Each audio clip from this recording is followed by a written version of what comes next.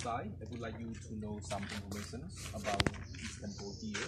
And right now, we are standing, or we are at the front of the temple Banteay Srei. It's a name in our language.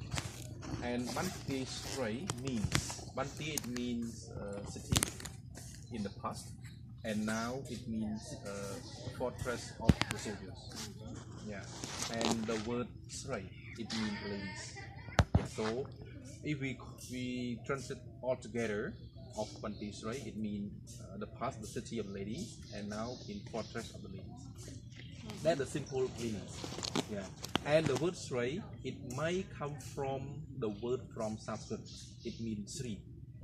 Yeah, but if we translate into from Sanskrit to English, Sri it means beautiful, or it means prosperity. But right now the word Srei means ladies.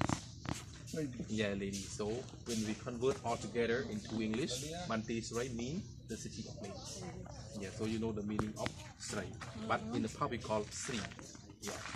And the inscription tells us that this temple here was built in the 10th centuries, in 967, by two kings. Yeah. The king Rajendra Varaman II and the king Jaya Varaman V. Yeah, and they were father and son. Yeah, but actually during that time we believe that this temple was built by them, but actually it was built by his teacher that we call in our language Guru. It means teacher. Yeah, by the Hindu priest. Yeah, Hindu priest. Yeah, in 967, which dedicate to the Trinity gods that we call them Shiva, Vishnu, and Brahman. So when you are inside, you will see three towers were built the same platforms. Yeah, that dedicate to three of them.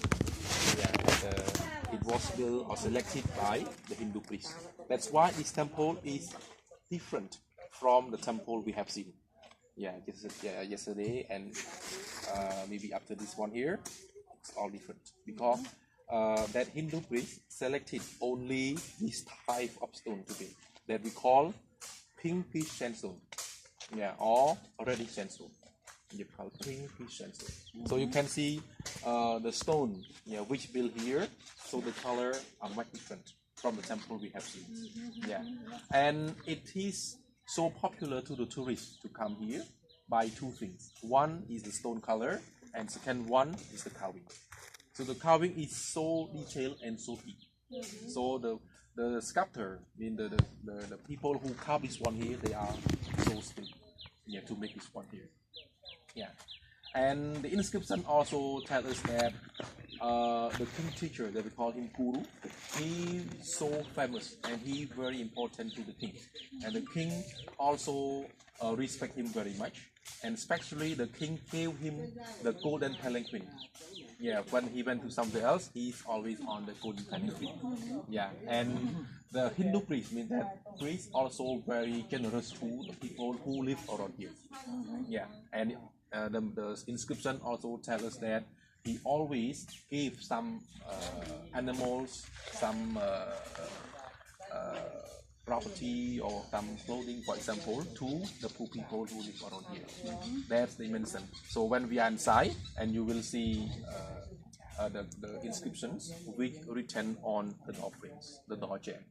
So when you will see, but I cannot read, sorry for you.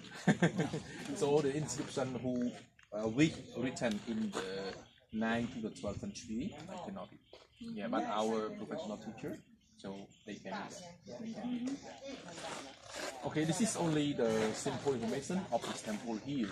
But during the war, especially in this complex, so on Banteay Srei and Angkor Wat as well, it was abandoned. Yeah, in the 18th century, especially in 1779. So the king left the capital and they moved from here to the other places, and then it all overgrown by the jungles. Yeah, and this one, it was found later. Yeah, it is later than the temple we saw yesterday. Yeah, so around Angkor Wat or Angkor Thom, for example, yeah, the French found them in 1860. Yeah, but they just started to restore, to clean the temple from the trees in 1907. Yeah, because in that area it was a conflict together between Cambodia and Thailand. Yeah, they tried to control it.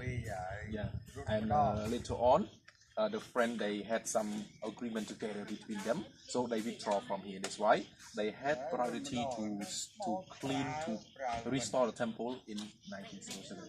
But this temple here, it was found by French in 1914. Coincidentally, it's not on purpose. Coincidentally, they found it in 1914. Yeah, and then all the temple collapsed to the ground, all fell down. Yeah, and especially in 1923, there was one man. His name Andre Mauro. He the minister of culture in France. Yeah, but in that time he was a journalist, and he came here and he took some pieces of a statue from this temple to Phnom Penh, and on the way to Phnom Penh, and he was arrested. Yeah, and the information tells us that only 1 week and he was released back. And then in 1930, he tried to describe, he tried to mention or illustrate about this temple here, what he did in Cambodia. And then this temple started to be popular in France, yeah, especially in Europe as well. So the governments between French and Cambodian cooperate together to hire to get the expert to restore this temple here that we call DFEO, French School of the Far East. So they started to restore this temple here. You know that one here? Yeah. I don't know speak French. Yeah, like Francais, the Extreme Orient. Yeah, that one is Yeah, they focused to restore the ancient buildings. Yeah. So those teams started to restore this temple here from 1932 to 1936. And right now, when you are inside, you can see only the foundation that it's made by concrete. It's not by stones. So when you go inside, you will see, yeah, that one here by concrete. Yeah, and to restore the whole tower, everything later. But it was abandoned again during the Civil War that I told you. It started from 1970 to 1998, Civil War. But in this area here, it just safe in 1989. Yeah, and all the Khmer they just left here. Yeah. Okay, so we can go inside then. I'm afraid it will rain soon. Yeah, when did the war finish? 1998. 1998? Yeah, it's still fresh.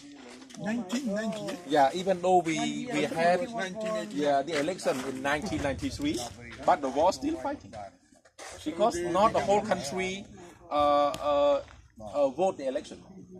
Yeah, because we have 3 parties who fight together. So when we are in Banteay Srei, I try to tell you about the Khmer Rouge. Yeah, the beginning until like right now. So you will understand clearly. They will start in 1975, no? Actually, we start at 1970. 1970? Yeah, 1970, that our king was usurped by his general, that we call him Lon Non. Okay. Yeah, so we believe that Lon Non at that time, he tried to fight against Viet Cong. Yeah. But inside that one, also Khmer Rouge, they tried to fight against the general as well. So I can tell you that the Civil War started in 1970. Yeah, but 1975, that the Khmer Rouge controlled the whole countries. Okay. Yeah, that one is no Civil War. This is no war in that one. Yeah. Yeah, 1975 to 79. 75 to 79 was the time of the Khmer Rouge.